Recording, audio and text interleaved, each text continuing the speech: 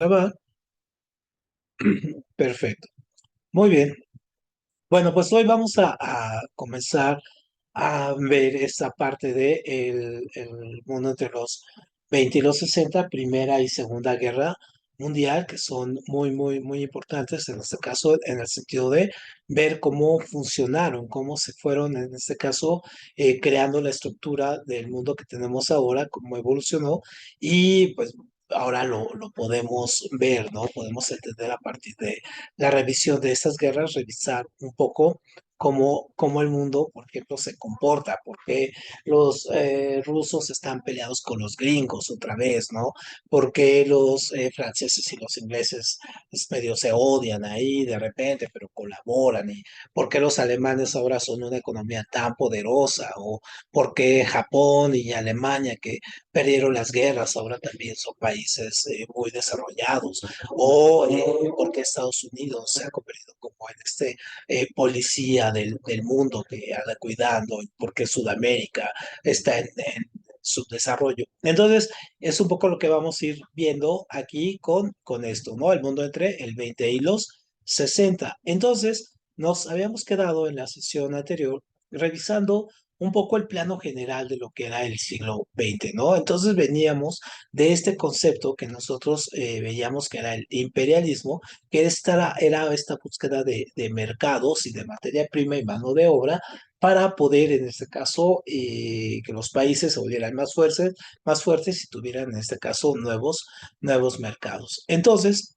obviamente, cuando se da este tipo de conflictos, pues los países tienen que organizarse en bandos para poder luchar. Obviamente, un país no puede contra 10, ¿no? Entonces tienen que organizarse en bandos y veíamos, por ejemplo, ahorita vamos a ir viendo todo esto, cómo viene la Primera Guerra Mundial del 14 al 18, ¿no? Vamos a ver ahorita qué países se agruparon, luego vamos a ver que terminada esta guerra, que es la primera gran guerra, va a venir un periodo que se va a llamar el periodo entre guerras, donde vamos a ver cómo se van a generar los movimientos como el nazismo, el fascismo, el comunismo, en este caso, que van a dar pie a otros movimientos todavía más complicados que se van a encontrar su expresión en la Segunda Guerra Mundial, donde también vamos a ver como una continuación de esta primera, aquí con la segunda, vamos a tener esto. Y una vez terminada la Segunda Guerra Mundial, vamos a tener este periodo conocido como la Guerra Fría, que son 45 años, donde los países prácticamente se reagrupan en bloques. Un bloque, en este caso de los países capitalistas, en este caso liderados por Estados Unidos, y por otro lado los países comunistas, ¿no? Liderados por la Unión de Repúblicas Socialistas Soviéticas, la URSS. Y vamos a ver cómo es, aunque esta guerra, la Guerra Fría, es un conflicto diplomático más que un conflicto militar, es un conflicto diplomático entre Estados Unidos y la URSS. Vamos a ver cómo estos países tuvieron como salidas a sus conflictos muchos problemas o muchos conflictos que se dieron de manera, en este caso, indirecta, pero donde se veía la supremacía de cada uno de estos, ¿no? Entonces, conflictos, por ejemplo, como, déjenme aquí ponerles un poco la pantalla, como esto, como cuando se crea Israel, ¿no? La independencia de la India, la descolonización de África, la revolución china, la revolución cubana, con Fidel Castro, la famosa guerra de Vietnam, el fundamentalismo árabe, cómo va a surgir como conflictos, ¿no? Que surgen entre de estos y estos que están en guerra, estos, ¿no? Y luego vamos a ver cómo termina la Guerra Fría, ¿no? En 1991, con la caída del bloque soviético y donde va a quedar solamente una superpotencia, y vamos a ver algo que se llama el nuevo orden internacional, es decir, hay una reconstitución de los países y de los bloques. Entonces vamos a ver cómo una primera expresión de ese nuevo orden internacional, pues va a ser la Guerra del Golfo Pérsico, ¿no? La primera, también la guerra de los Balcanes, es decir, esto que pasó tras la desintegración de Yugoslavia, luego la guerra de Chechenia, es decir, los nacionalismos que se comenzaron a dar ahí en lo que antes era la Unión Soviética, y ya entrados en el siglo XXI, es decir, ya a partir de los años que ya les ha tocado vivir a ustedes, ¿no? Ver, por ejemplo, cómo este evento de la caída de las Torres Gemelas de Nueva York marca un inicio de algo, otro momento histórico que estamos viviendo con economías cada vez más polarizadas, la globalización en este caso como un punto de comunicación, pero también de comercio en el mundo con la llegada del Internet, de las nuevas tecnologías, y también hemos visto, por ejemplo, la guerra del Golfo Pérsico 2, ¿no? Donde matan ya a Saddam Hussein, o atentados terroristas como el 11 de marzo ahí en España, ¿no? Pero aquí nos faltaría ver, por ejemplo, bueno, aquí en este esquema, cuestiones, por ejemplo, cómo llegó Trump, por ejemplo, al poder y todo lo que se desata a partir de la llegada de este hombre, cómo llegaron los populismos, en este caso al mundo, cómo se fueron apoderando de la escena. Entonces, básicamente, este es el esquema del siglo XX y de principios del siglo XXI. Entonces, bueno, comenzamos por la Primera Guerra Mundial, en este caso que es de 1914 al 18. No sé si alguien vio las películas esta que les comenté ahí en el chat o vio alguna, están bastante buenas, estas las encuentran y les da una visión muy, muy, muy diferente de la guerra. ¿Alguien las pudo ver o alguien las ha visto? ¿Tú, Luis, Andrea, las pudieron ver?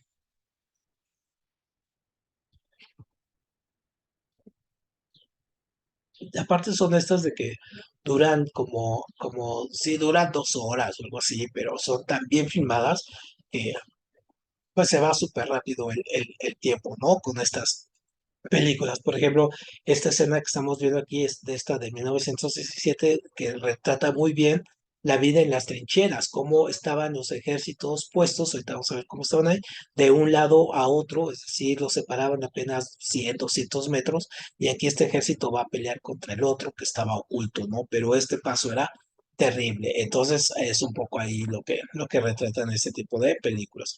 Entonces, la Primera Guerra Mundial vimos que era básicamente esta expresión ya del imperialismo como tal, ya como una expresión ya bélica, donde vamos a ver pues, las disputas territoriales que había, en este caso, por un lado en Yugoslavia, ¿no?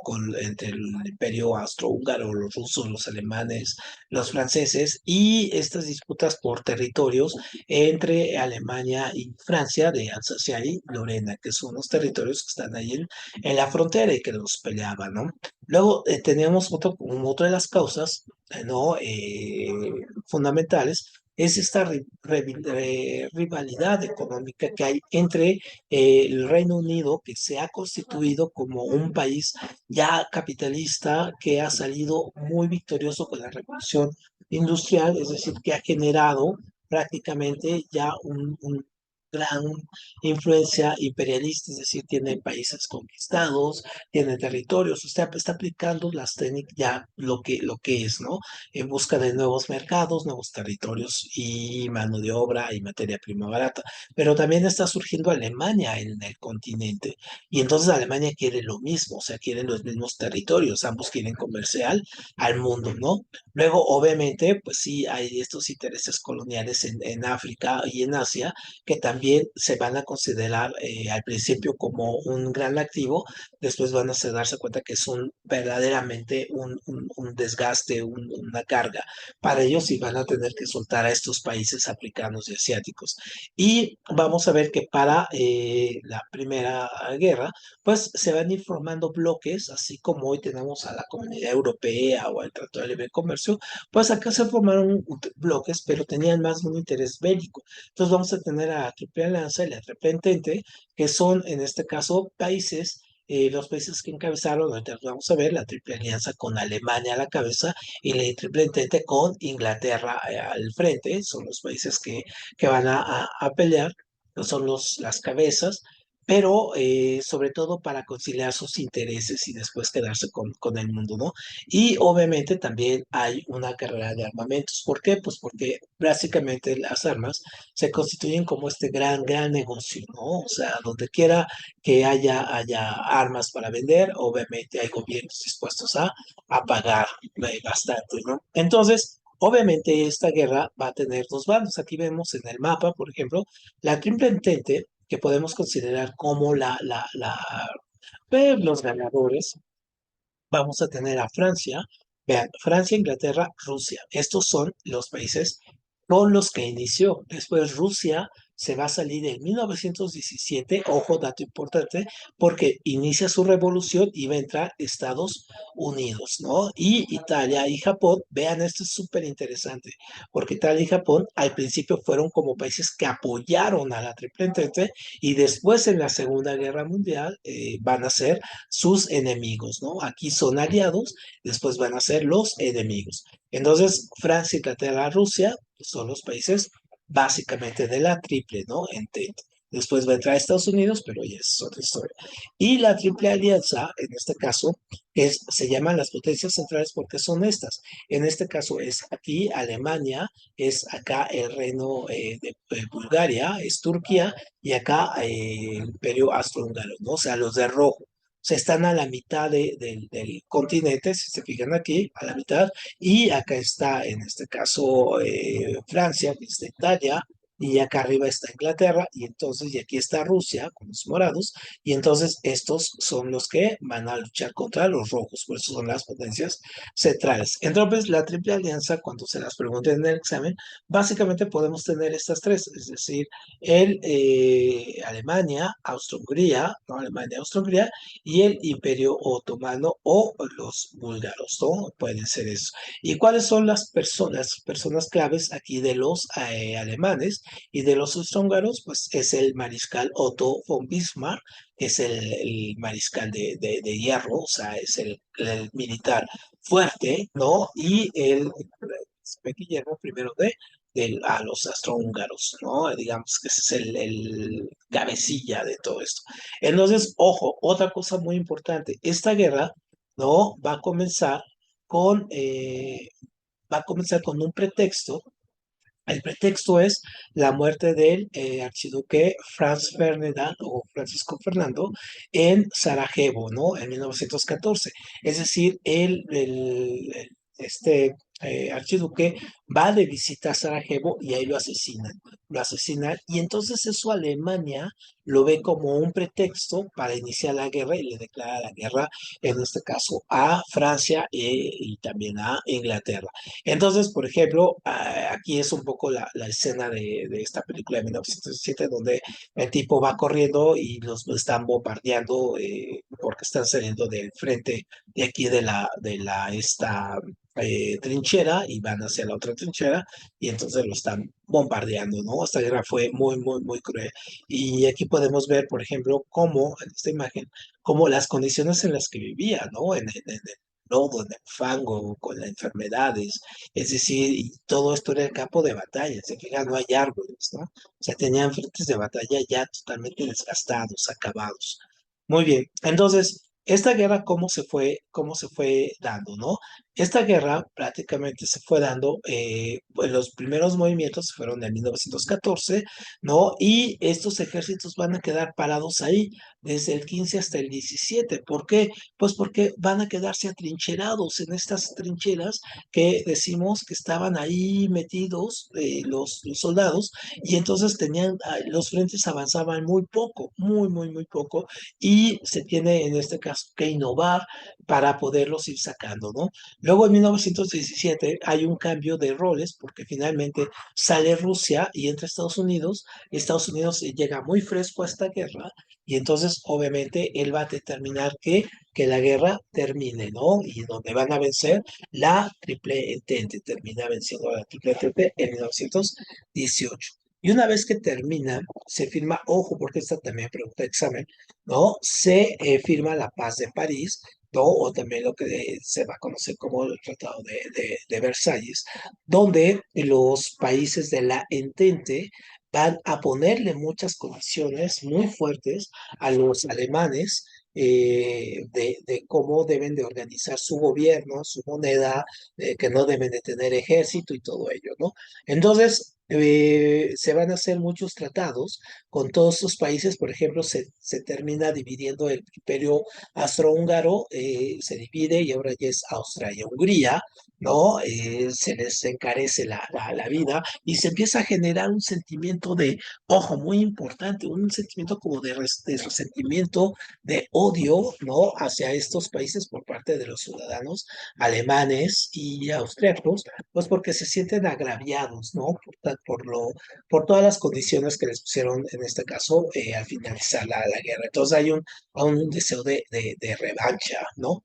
Y esta escena que vemos también es de la película este de 1917, donde veíamos que la Fuerza Aérea era muy incipiente, apenas estos aviones de guerra pues eran muy lentos, tenían poco alcance, pero también podían ser muy mortíferos a la hora del ataque, ¿no?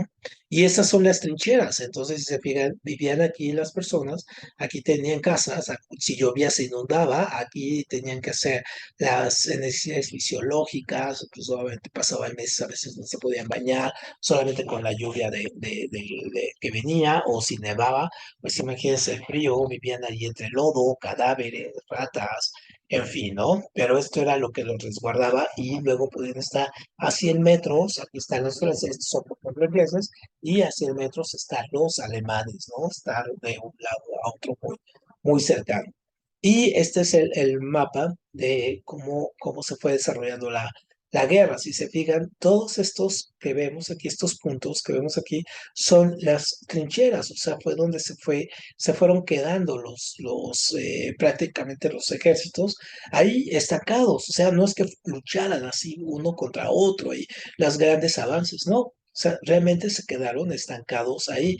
Y lo que hacían, ¿qué hacía estos estancamientos? Por ejemplo, que no pudieran pasar de aquí o que no pudieran pasar estos, pues obviamente el comercio o muchos de los elementos, alimentos o cosas que necesitaban, por ejemplo, estos, pues fueron cortados, ¿no? También, por ejemplo, a los rusos se les cortaron provisiones o también a los franceses se les cortaron provisiones que venían de los rusos, en fin, ¿no? Entonces, obviamente, esta guerra de trincheras, pues hizo que prácticamente la guerra fuera completamente estática, pero también, obviamente, le dio un impulso para la innovación. Entonces, se inventaron, por ejemplo, los tanques de guerra, los gases para sacar a la gente de ahí, se inventan los cañones de precisión, es decir, se empieza a buscar una manera de mover a los ejércitos, ¿no? Y entonces, obviamente, los ejércitos se van a ir moviendo poco a poco. Vean, esta es una trinchera más real, ¿no? Es una fotografía real, aquí como vivían, muy agazapados en estos hoyos, ¿no? Un poquito más cercano. Y entonces, y este es también, ¿no? Un poco ya en la batalla y todos guardados ahí. Entonces, cuando acaba la guerra, ¿cuáles van a ser unas de las consecuencias? Territoriales, pues obviamente se desmembran los imperios, el imperio austrohúngaro, ¿no? Surgen nuevos países, en estos países que estaban unidos como reinos, pues surgen otros. Estos territorios de Alsacia y Lorena, que reclamaban los alemanes, se los queda Francia. En este caso, las consecuencias sociales es, ojo, muy importante, porque esto también viene en el examen, ¿no? El trabajo femenino se va a la alza. ¿Por qué? Porque los hombres, en este caso, se quedan en la guerra, se van a la guerra, entonces el trabajo que ellos hacían en las fábricas, ahora tienen que hacer las mujeres. Entonces se dan cuenta que tienen un gran poder, ¿no? Que después los gobiernos van a reconocer eso y en la Segunda Guerra Mundial también van a tomarlo en cuenta, ¿no? Este uso de la mano de obra femenina. Y las clases medias, obviamente, pues se vienen para abajo. Pues ¿por qué? Pues porque finalmente no hay los medios económicos, no hay la producción, ya sea porque las ciudades fueron destruidas o porque no llegaban los insumos, es decir, hay un empobrecimiento generalizado de la población, ¿no? Y comienza a haber muchos heridos que quedan con lesiones. Entonces, el gobierno tiene que cuidar de esa gente que quedaron sin una pierna, sin un brazo o sin los dos, en fin, ¿no? Y obviamente, pues las consecuencias demográficas es que, pues el número de muertos fue altísimo, fue casi de veintitantos millones de muertos en esta guerra, Y pues obviamente lo que causa más desgaste económico pues son los mutilados, porque había que atenderlos, ¿no? Y no encontraban trabajo, en fin, ¿no?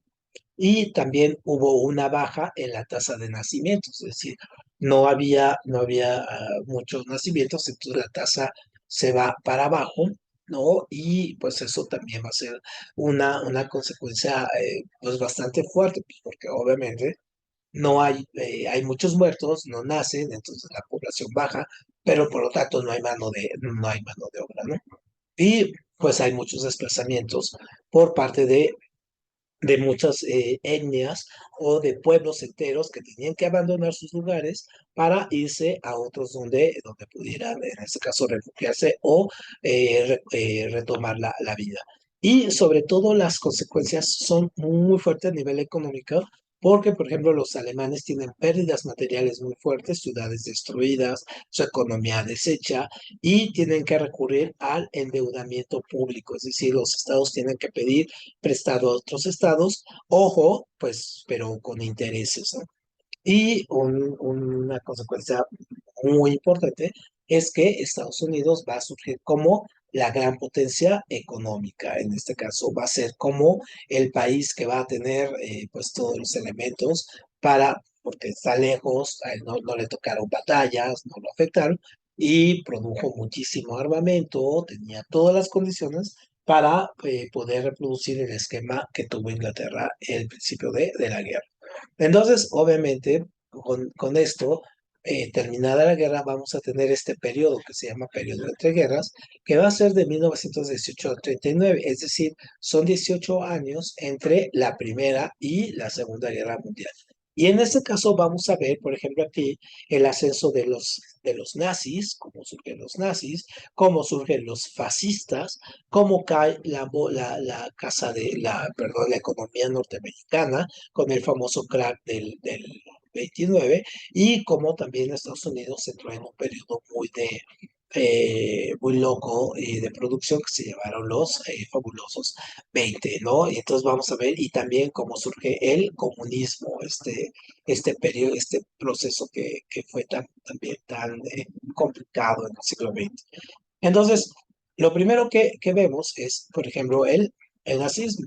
Entonces, ¿cómo surge el nazi? ¿Por qué a la gente le causa tanta conmoción ver, por ejemplo, los nazis? Por ejemplo, ustedes ven este símbolo, es la suástica, ¿y qué les representa esta suástica? Por ejemplo, tú la ves, Luis, ¿y qué piensas cuando ves este símbolo? Mm, Pues es que verla y solamente imaginarte el desastre que hubo por detrás, las muertes que hubo, Ujú, y solamente por un cierto capricho ante los judíos, es como que ujú. no te saca como un qué mala onda, pero pues por algo tuvo que pasar. Ujú. Fíjate, es lo que vamos a ver, porque de hecho este símbolo, cuando empezó el nazismo, este símbolo anteriormente lo utilizaban desde comunidades como los celtas, ¿no? O como los egipcios también, o incluso en la India. Entonces, este símbolo más bien representa como vitalidad, es un ciclo, ¿no? Es decir, genera movimiento, de que se está moviendo, en este caso, que está fluyendo. Entonces, representa la fluidez, la renovación de los ciclos, en fin. Entonces, obviamente, cuando lo utilizan los nazis, pues lo echan a perder, ¿no? Porque finalmente ahora lo vemos como un símbolo más de muerte y destrucción que este simbolismo que tenía místico en diferentes sociedades u otros simbolismos. Entonces, ¿cómo surgen los nazis y por qué cuando vemos este tipo de elementos también nos causa? Ahora, aquí nada más una cuestión interesante. Un poco la influencia sigue, ¿no? Digamos, este tipo de uniformes los diseñó un modista muy, muy, muy, muy importante. En este caso, que todavía tiene influencia en la moda, esperemos, se llama Hugo Boss, ¿no? Entonces, cuando ustedes escuchan este nombre de Hugo Boss, entonces piensan en ropa y todo, así, déjenme ponerlo aquí con blanco, ajá, así Hugo Boss, ajá, entonces tomen en cuenta que él fue uno de los diseñadores de la ropa de los nazis. O cada vez que ustedes ven un bocho, ¿no? Un bocho de la Volkswagen, entonces también fue un auto que lo mandaron a diseñar y se diseñó para hacer un auto práctico en la época de los nazis. Entonces, no es que lo hicieran con esta intención de vamos a destruir, sino que quedaron como en la cultura popular marcados por el uso que les dieron estos personajes. Entonces, sí, ¿cómo llegamos a este punto con estos nazis? A ver, porque aquí,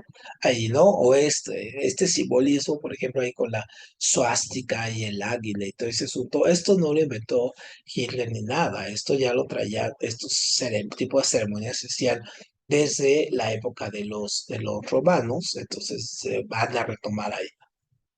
¿Por qué? Porque básicamente lo que hicieron, para armar toda la ideología nazi, fueron retomando elementos, por ejemplo, de diferentes culturas, por ejemplo, el símbolo, este tipo, estos eventos magnificentes, así muy grandes, ¿no? Partes de la ideología, si distorsionaron ideas de filósofos o de otros escritores que habían creado o pensaron términos como el superhombre y todo esto, pero los nazis le dieron otra interpretación, ¿no? Eso fue también muy curioso. Entonces, por qué funcionó todo esto? Bueno, funciona, vamos a revisar este cuadrito, funciona por lo siguiente. Primero, porque hay una cuestión de que en la Primera Guerra Mundial los alemanes son sometidos a unas condiciones muy duras, a unas condiciones muy duras. Por ejemplo, les quitan el nombre, ya no se llama prusianos, ahora se llama República de Weimar, les ponen un nuevo gobierno, nuevas reglas, en fin. Entonces la gente se siente muy molesta con esto. Entonces se siente como ofendida. Entonces hay un deseo de venganza. Entonces va a surgir Hitler. Hitler es como la cabeza de un movimiento muchísimo más amplio, es decir, había toda una estructura. Hitler funcionaba muy bien aquí, ¿por qué? Porque tenía carisma, o sea, tenía ese carisma para poderle hablar a la gente, enfrentarse, decirles, ¿no? Y convencerlas. Entonces, obviamente, después de esto, Hitler, pues poco a poco va a volverse un líder muy carismático que va a partir de sus mítines, de los discursos que hace, ir propagando las ideas de que ellos, los alemanes, son un pueblo fuerte, elegido, los altos, güeros, así fuertes, una especie diferente, y que ellos obviamente deben de dominar, ¿no? Entonces empiezan haciendo esto.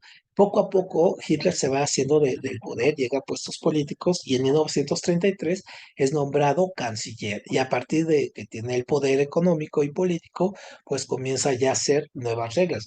De hecho, nazi viene de nacionale, ¿no? Era el Partido Nacional Socialista.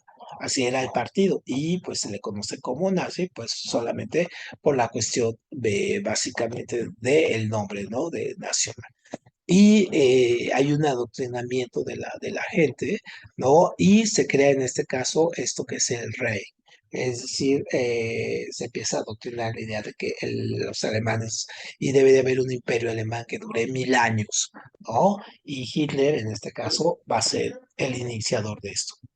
Y aquí empieza esto, ¿no? Esto es muy importante, esta es una clave, y esta es la clave de que viene en su examen. Ojo, esto, ¿no? El nacionalismo empieza a hacerse más presente, es decir, Hitler le empieza a hablar a esos animales, a alemanes resentidos, que tienen mucho enojo, y les empieza a decir, ¿no? Es que nosotros los alemanes somos fuertes, somos esto, tenemos historia, podemos ganar, en fin, ¿no?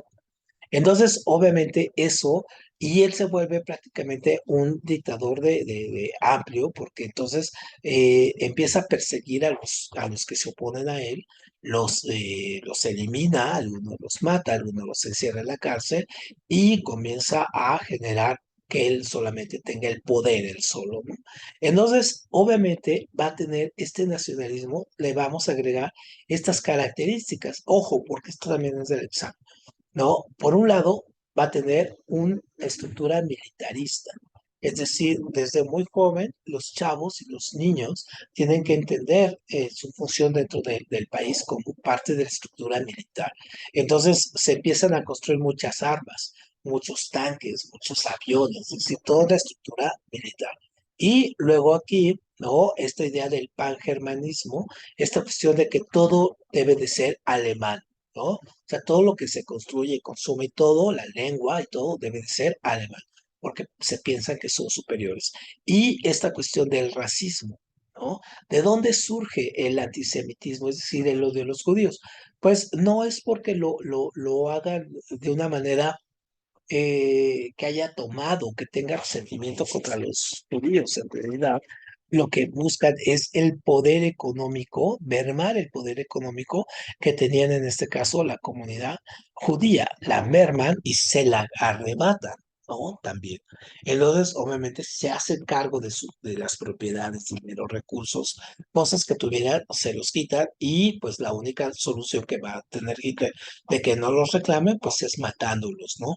Por eso se le llama a esto de cuando los matan en los campos de concentración y todo esto, se les conoce como la solución final, ¿no? Eliminar a los judíos. Entonces, obviamente, no nada más había, ojo, muy importante, no nada más había un racismo contra los judíos, sino también contra los gitanos, por ejemplo, los personas afrodescendientes, ¿no? O sea, la gente negra, y también contra los latinos, ¿no? Entonces, es decir, todo lo que no entrara en el concepto así como de lo que se pensaba como lo alemán, lo alto, todo ese subpuerto, pues entonces no era bien visto, ¿no? Entonces, esto era muy importante. Y entonces ya Hitler en el poder, ¿no? Lo que va a hacer es que va a generar una maquinaria, ¿no? Muy interesante para convertir a Alemania en un país muy fuerte. Primero, obviamente, va a acordar con la burguesía alemana, ¿no? Con la burguesía que pues, siempre está buscando cómo generar más riqueza, pues hacer pacto, ¿no? Para que produzcan más y tengan más obreros, ¿no? Entonces, obviamente, se desarrolla la industria pesada, por ejemplo, la del acero, ¿no? Y la industria química, pues para producir prácticamente armas, ¿no? La industria armamentista. Y entonces el Estado se va a volver un Estado interventor, ¿cómo? En el sentido de que son los que tienen que estar generando, el Estado tiene que estar dando los beneficios para que la gente, por ejemplo, tenga un trabajo, tenga educación, tenga salud y todo, ¿no? Y algo que hace Hitler previendo la guerra es que comienza a construir muchos caminos, ¿no? Muchos caminos donde poder mover su fuerza armada. Entonces, prácticamente esto es la base de los nazis y van a llegar su pináculo en 1939 cuando van a invadir Polonia y a partir de ahí, pues obviamente ellos se van a hacer, va a comenzar la Segunda Guerra Mundial, ¿no? Pero esos son los nazis. Muy bien, y unos parientes de los nazis son estos, es el fascismo, ¿no? El fascismo italiano, ¿no? Entonces, así, ¿no? Fascismo. Es una palabra que hoy está muy de moda, ¿no? Decir fascista. Entonces, fascia viene de esto. Esto es una fascia. Son los antiguos romanos, en este caso, juntaban varias varitas, ¿no? Las unían y porque daban una mucha fuerza. Entonces, el que rompía este conjunto de palos, ¿no? Era prácticamente el jefe. Entonces, los italianos modernos, en este caso Mussolini, toman el símbolo de la fascia como un síntoma de poder. Ujú. Lo van a tomar como, permiso, ¿te vas? Sí, te digo cuando. Me mandas mensaje. Ok, sale, bye bye. Y permítame un segundito. Permítame un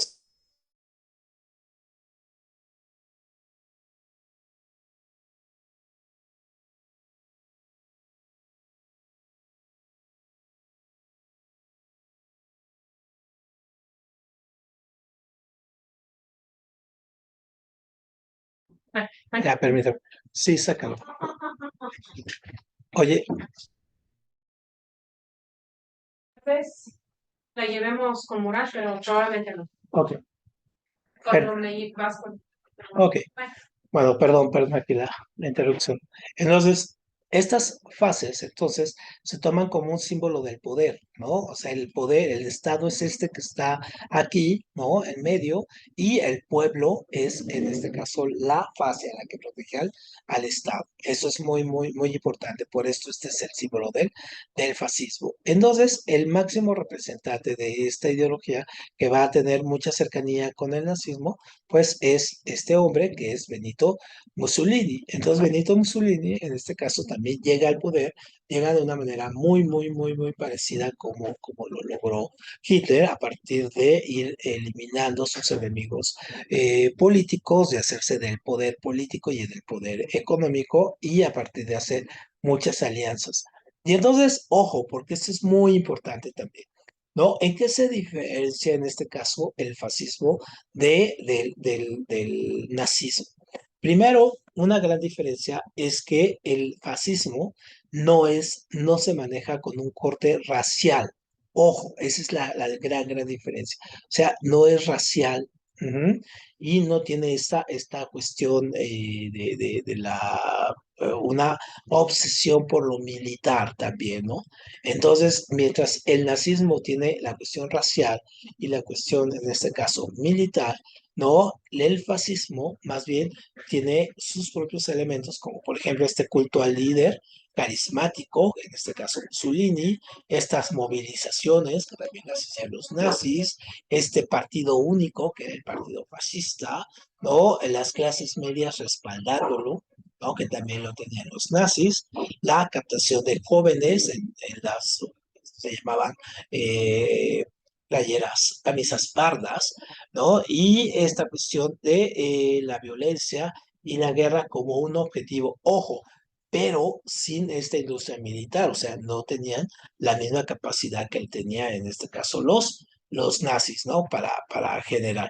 Entonces, ¿cómo van a surgir estos? Pues ya lo veíamos, ¿no? Pues un poco la cuestión del descontento de la población, de que surgen estos líderes carismáticos, ¿no? Y de las condiciones que tenían y que habían quedado. Entonces, Italia, en este caso, va a irse va a también tener un resentimiento por la cuestión de no ser considerada dentro de los ganadores de la Primera Guerra Mundial, ¿no? Dentro de la Entente.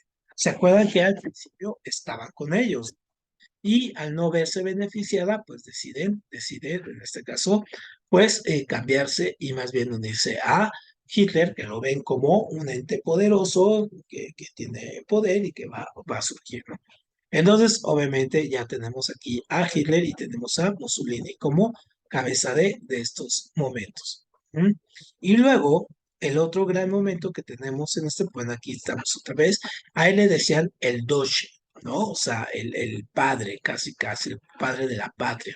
Se consideraba así como el único, el gran líder, ¿no? Muy parecido a Hitler. Y de hecho, ellos se encontraron, ¿no? O sea, se reunieron varias veces y hay muchas fotos donde se están juntos ellos, ¿no? Y luego, ¿se acuerdan que estaba la guerra? En la Segunda Guerra, perdón, en la Primera Guerra dijimos que en 1917 salen los rusos. ¿Y por qué salen los rusos? Pues porque les llega la guerra, ¿no? Entonces también ellos comienzan a hacer su propia revolución y va a ser en este caso la revolución rusa. Ojo, la revolución rusa también se le conoce como la revolución de octubre, ¿no? Es decir, tenemos tres momentos de revolución, ¿no? La liberal, la de febrero y la de octubre. Esta es la que se considera como la revuelta, la gran revolución que vuelve el comunista a Rusia. Y entonces Rusia, ¿por qué se vuelve comunista? Pues porque Rusia de entrada tenía un gobierno zarista. Zar también significa César, ¿no? O en ruso, de zar, o en este caso era un rey, ¿no? Aquí lo vemos, era Nicolás. Entonces, obviamente, él vivía el 99.9% de la población en Rusia, pues vivía en este caso en la miseria y solamente 0.1% vivía en la opulencia, que eran los zares, es decir, era un país extremadamente pobre, ¿no? Y no nada más pobre, o sea, vivían en la miseria total y muy desigual. Entonces hay una primera revolución en 1905 donde al zar le piden, en este caso, que haga, pues, en este caso, una serie de reformas para que el país, en este caso, no sea tan pobre. Y en este caso, cuando se intenta hacer esto, pues es en este caso el zar lo niega, el zar frena la revuelta y en este caso va a hacer que surjan fracciones políticas mucho más radicales y muchísimo más fuertes, así como la Revolución Francesa. ¿Se acuerdan cuando vimos que primero el rey pactó, luego los traiciona y luego le corta la cabeza? A este le sucede exactamente igual. Entonces, en febrero surge otra nueva revolución, pero ojo, muy interesante, porque había dos partidos políticos en Rusia, o dos fracciones, no partidos políticos, pero no había dos fracciones que se peleaban. Por un lado eran los mencheviques, ajá, los mencheviques de Karinsky y los bolcheviques de Lenin. Entonces, menchevique significa minoría, bolchevique significa mayoría. Y los mencheviques, en este caso, eran políticos, pero eran más reformistas, o sea, de que, bueno, sí, pactemos, hagamos política, ¿no? Y todo esto. Y los bolcheviques decían, no, hay que hacer la guerra, ¿no? Hay que matar al zar. Entonces, esta primera revolución ganan los mencheviques, ¿no? Ganan ahí, el zar, en este caso, abdica, después en este caso lo tienen ahí un poco preso, no lo dejan, pero como esta guerra finalmente no soluciona nada, en octubre, vean, este es en febrero, en octubre, porque aparte el zar los quería traicionar a estos, entonces en octubre va a llegar un nuevo golpe bolchevique y van a terminar, en este caso, tomando el poder. El líder aquí, que lo tenemos, que es Lenin, ¿no? Entonces llega Lenin con una idea más de la lectura de Carlos Marx, que lo habíamos visto, de Marx, su lectura sobre el comunismo, y él va a llegar. Entonces, obviamente, llega el Ejército Rojo, llega, Rusia se convierte, ya no va a ser Rusia, entonces se va a volver en la Unión de Repúblicas Socialistas Soviéticas, ¿no? Y van a adoptar la filosofía, pero entonces,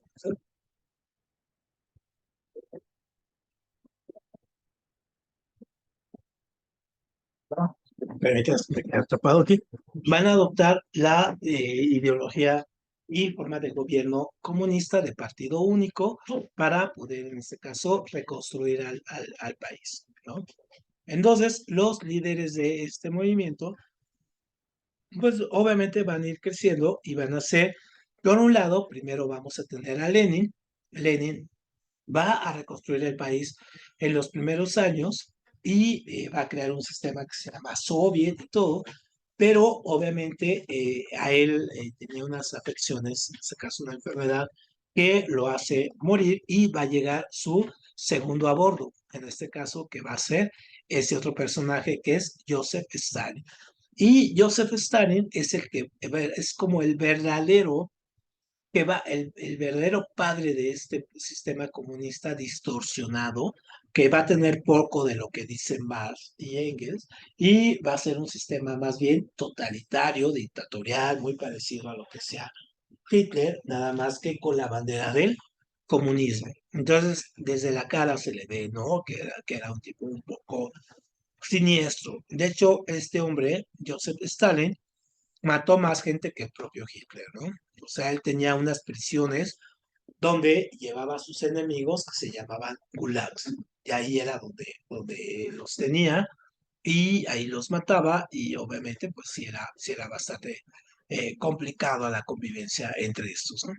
Entonces, Lenin muere en el 24, Stalin hasta el 53. Si se fijan, cada uno hizo esto, ojo porque esto viene en el examen clásico. Lenin organiza lo que se llamaba la nueva, esto NEP significa nueva economía política, ¿no? Es decir, va a cambiar el sistema burgués, en este caso que no tenía, o más bien que era casi feudal, que no generaba riqueza, a empezar a crear fábricas o crear una estructura muy capitalista para poder, en este caso, generar las condiciones de desarrollo para pasar al sistema comunista, ¿no? Y obviamente también crea el Partido Comunista de la Unión Soviética también. Entonces, ojo, muy importante porque la URSS, así, la Unión de Repúblicas Socialistas Soviética, también se le puede conocer como la Unión, ajá, la Unión Soviética. Un soviet, ajá, un soviet es una especie de comuna y el conjunto de comunas es lo que genera este estado, ¿no? El estado soviético, por eso se llama así. Entonces, obviamente, Lenin muere y cuando sube Stalin, pues obviamente hace esta dictadura, hace una dictadura personal, es decir, él se convierte como en el gran padre del país, pone, solamente hay un partido, mata a todos sus enemigos políticos o los desaparece, hace una depuración en los gulags y comienza a hacer la parte más terrible, esta colectivización agraria o la expansión industrial y los planes quinquenales, es decir, planes de cada 5 años, ¿no? Donde se va revisando que la producción debe de aumentar, cada 5 años debe de aumentar al doble o el triple de lo que se hizo 5 años anteriores. Entonces prácticamente tiene a toda la población trabajando y no importa si a ti te gustaba, quieres estar en la ciudad, no, si el partido te mandaba al campo, pues tenías que irte al campo a trabajar, ¿no? Aún no gustándote. Entonces tenías que ir, o a los campesinos, si no le gustaba trabajar, pues se venía a la ciudad, tampoco que tampoco le gustara, se venía a la fábrica. Entonces era una producción masiva, masiva, así bruto, pero prácticamente lo que logró en este caso Stalin fue construir un estado muy fuerte, también un estado muy militarista, ¿no? Muy, muy fuerte. Entonces, eso fue. Ahora, vámonos a Estados Unidos. En Estados Unidos, en 1929, surge algo muy importante que se llama el crack del 29, o también conocido como la Gran Depresión. Y entonces vemos aquí a los trabajadores que durante los años 20, mientras terminó la guerra y Estados Unidos se fue, hizo muy rico, de repente se quedaron muy pobres. O sea, ¿qué fue lo que pasó? Fue la peor crisis económica que ha existido en el mundo, ¿no? Para el 29. Y decía, bueno, sí, pero ¿qué pasó? ¿Por qué la gente después de tener todo se quedó sin nada? Bueno, pues obviamente sucedió lo siguiente. Es decir, los Estados Unidos al ganar tanto, ¿no? Al ganar tanto, lo comenzaron a producir muchísimas cosas, pero se engolosinaron en la ganancia. Es decir, nunca se pusieron a hacer, a innovar, a generar nuevas formas de generar productos, nuevos materiales. No, se engolosinaron en producir y en un momento dado la gente se aburrió de comprar y dejaron de comprar. Entonces, al dejar de comprar, en este caso, ¿qué es lo que se fue haciendo? Pues obviamente van a dejar de vender, las empresas empiezan a bajar los precios y posteriormente las empresas quiebran, ¿no? Quiebran pues porque la gente no está comprando. Y eso va a llevar a que la bolsa de valores de Wall Street de Estados Unidos, pues en este caso, quiebre, ¿no? O sea, la especulación financiera de crecimiento, todo el mundo quiere sacar su dinero ante la pérdida que tienen las empresas que ya no están vendiendo y comienza la quiebra, ¿no? Entonces, esta crisis se va a hacer mundial. ¿Por qué? Porque Estados Unidos era la mayor potencia, pero también era la potencia que le había prestado mucho dinero a Europa, y al no tener ya dinero y al tener una crisis, pues obviamente esta crisis se vuelve mundial, pues porque ya no hay dinero para prestarle al mundo, ¿no? Incluso a México también le muchísimo eso. Después, obviamente, ya tenemos todas las condiciones, o sea, tenemos a los comunistas, tenemos a los fascistas, tenemos en este caso a los nazis y tenemos la crisis económica que hay en el mundo. Entonces, obviamente, esos conflictos tenían que salir, ¿no? Es decir, tenían que encontrar una salida obviamente, militar para volver a generar otra vez riqueza o que los países en este caso tuvieran otras fuentes otra vez de ingresos. Entonces, ¿cuál es el mejor pretexto para generar esos ingresos? Pues obviamente la guerra, ¿no? Entonces vamos a tener la Segunda Guerra Mundial que va del 39 al 45. Entonces, un poco el esquema de la guerra es así. Vean, la guerra tiene tres grandes momentos. Eso es lo que les preguntan mucho en el examen. No, no vemos batallas y nada de ese asunto. No, no se preocupen. La guerra tiene tres grandes momentos. El primer momento, ¿no? Que es las victorias alemanas, es decir, el gran avance nazi, ¿no? El primer gran momento, que es del 39 al 41, donde prácticamente los nazis logran penetrar toda Europa, ¿no? Tienen de ahí. Y luego el segundo momento es donde entran los Estados Unidos a la guerra y entonces la fuerza se equilibra, es decir, los nazis y los ingleses y los gringos están como al mismo nivel. Y luego, en este caso, viene la pérdida ya o cuando empieza a perder Hitler, que es el avance de los aliados. Y entonces, por ejemplo, aquí en este esquema lo vamos a ir viendo un poco. En el primer momento, pues llegan los nazis, ¿no? Entran los nazis, la guerra empieza con la invasión de Hitler a Polonia, ¿no? Prácticamente Hitler se había quedado con Austria también, pero sin dar un solo tiro, porque Austria también Hitler en realidad era austriaco, y los austriacos deciden imitar a Hitler, entonces se anexan ellos, pero ya la guerra como tal es cuando los tanques de Hitler entran a Polonia. Entonces, a partir de ahí se van a quedar con Dinamarca, Noruega, Holanda, Bélgica, van a conquistar Francia, Grecia, Yugoslavia, Egipto, o sea, vean todos los países que conquistan los nazis en esta que se llama Blitzkrieg, ¿no? O guerra rápida, y van a empezar a bombardear Londres. ¿Y por qué no invaden Londres? Porque acuérdense que Londres, Inglaterra, perdón, no la invaden, pues porque tiene una fuerza naval muy fuerte y es una isla. Entonces, la única manera que tenía Hitler de mermar en este caso, a los ingleses era con la Fuerza Aérea, bombardeándola, ¿no? Bombardeándola desde Alemania y bombardeándola también desde los aviones. Luego, en ese caso, va a haber aquí un fenómeno. No hemos hablado de Japón, porque Japón también se convierte en un país fascista.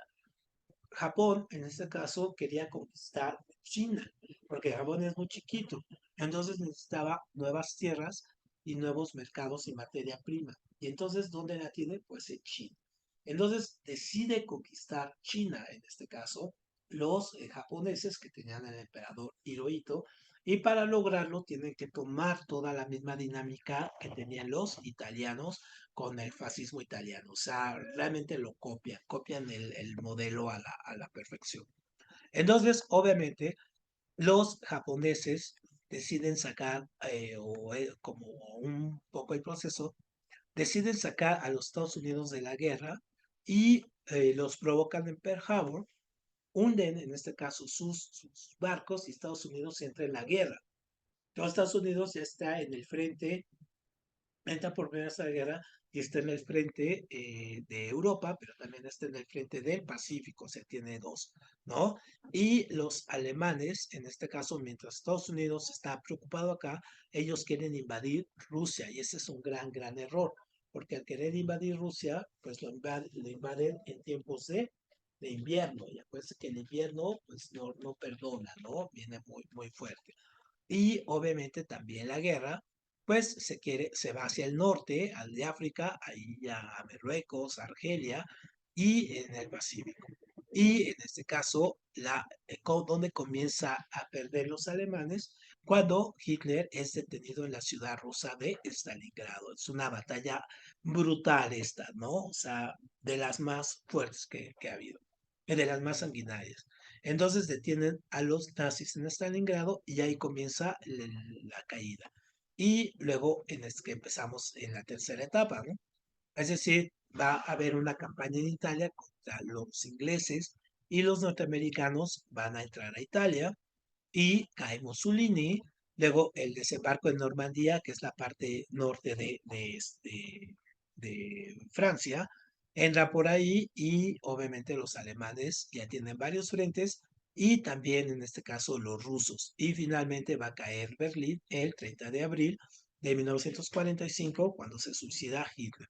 Y una vez que termina la guerra en Europa, Estados Unidos en agosto lanza las bombas atómicas en Hiroshima y Nagasaki, y cuando las lanzan ahí, pues ya termina la Segunda Guerra Mundial, pero con las consecuencias que hasta la fecha tenemos, es decir, hay guerra, hay bombas nucleares ya interviniendo, ¿no? Entonces ya pasamos a otra fase. Entonces, bueno, vamos a ver aquí. Vean, este es cuando la guerra, este es una animación. Aquí son los países que estaban unidos, ¿no? Aquí es como Alemania es azul, Alemania es en azul, cómo empieza a avanzar. Estos son los rusos, ¿no? Estos son los rusos y estos son los países en este caso. Vean aquí, los alemanes conquistan, ya como conquistan toda Europa, ¿no? Conquistan la mitad de Francia, ¿no? Y cómo van avanzando aquí los nazis, y ahora viene la otra etapa, ahí ya se detiene el avance, ahí se va a detener el avance de los nazis, vean cómo se acaban todo, y ahora vienen los rusos, ¿no? Los dos están acá, ahí viene el avance nazi, la batalla, estas batallas que decíamos, ahí lo detienen en Stalingrado, ¿no? Aquí empieza el avance, ahora el avance para acá de los rusos, o sea, ahí se detiene la guerra, ¿no? Y ahí vamos a ver, todavía los nazis tuvieron un avance por estas partes. Ujú.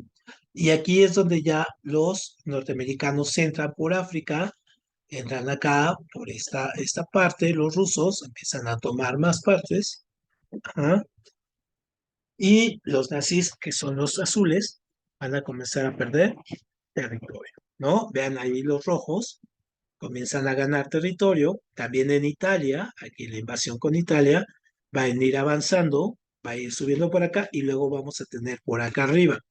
Vean, se fijan cómo aquí avanzan, aquí esta es la invasión, aquí de Normandía, rescatan París, ujú.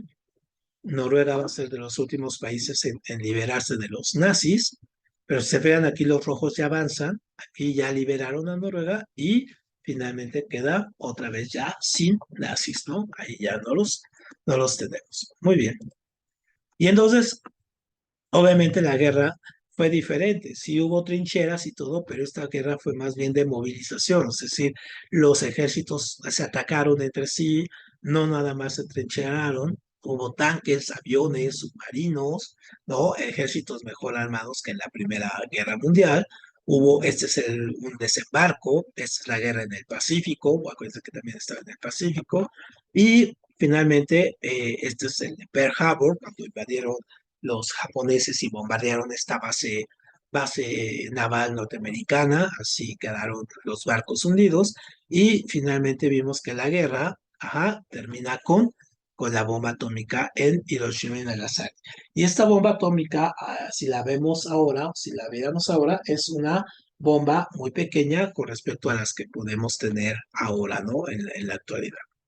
Entonces, un poco ya para ir cerrando, hoy, ¿no? Vemos aquí cómo finalmente la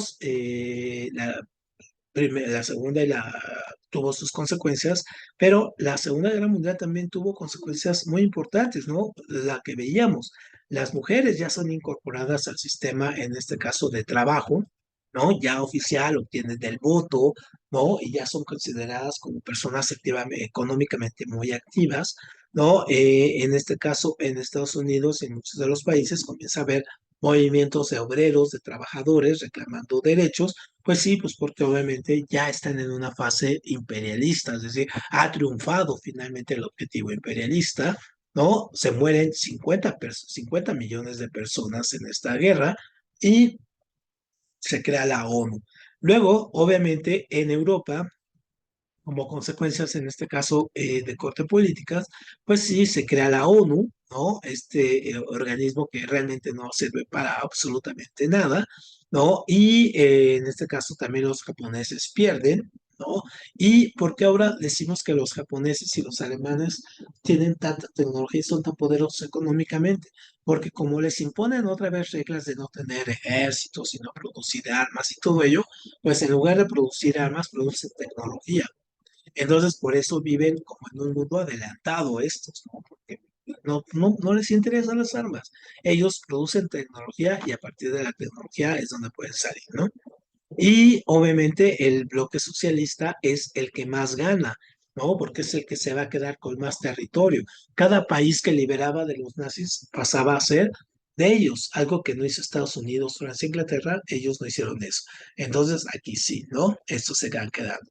Y finalmente en la parte económica, pues obviamente los Estados Unidos van a surgir como una superpotencia, porque va a ser un país como no le pegan a su industria y a sus ciudades y todo por estar tan aislado, entonces finalmente tiene todo intacto, tiene las fábricas, las máquinas y todo, y comienza a producir mucho, ¿no? Entonces, por eso se va a quedar. Obviamente, pues sí, va a haber procesos inflacionarios, va a haber procesos económicos de préstamos y esto va a hacer que Estados Unidos pues tenga una economía más bien sana y los otros países sean los que estén más complicados. Y las violencias, las broncas psicológicas que van a tener es que pues obviamente van a crearse países, por ejemplo los países comunistas, van a generar unas dinámicas muy dictatoriales. Va a haber en este caso prácticas como los antiguos nazis casi, y obviamente se van a generar grupos, pues sí, grupos de contra, que están en contra de esto, ¿no? De estos gobiernos totalitarios, ¿no? Y pues obviamente viene esta cuestión de la, eh, pues sí, del temor de la guerra nuclear, ¿no? De estar pensando que cada conflicto que haya, pues va a haber una guerra nuclear y esto va a destapar prácticamente una psicosis en la población de estos años. Muy bien. Bueno, hasta aquí, hasta este momento, aquí tienen dudas, alguna pregunta, algo en este caso, Luis, Gabriel, algo que tengan aquí. ¿No? ¿Quedó bien? ¿Quedó claro? Perfecto. Entonces, bueno, con esto vamos a terminar hoy y ya nos queda solamente una clase de esto y en la próxima clase ya terminamos de ver el siglo XX y cómo va a ir terminando esto hasta el modo que tenemos ahora. Bueno, nos vemos hoy, el próximo martes y tengan un buen fin de semana y descansen mucho. Gracias. Gracias igualmente. Gracias, hasta luego. Gracias. Hasta luego.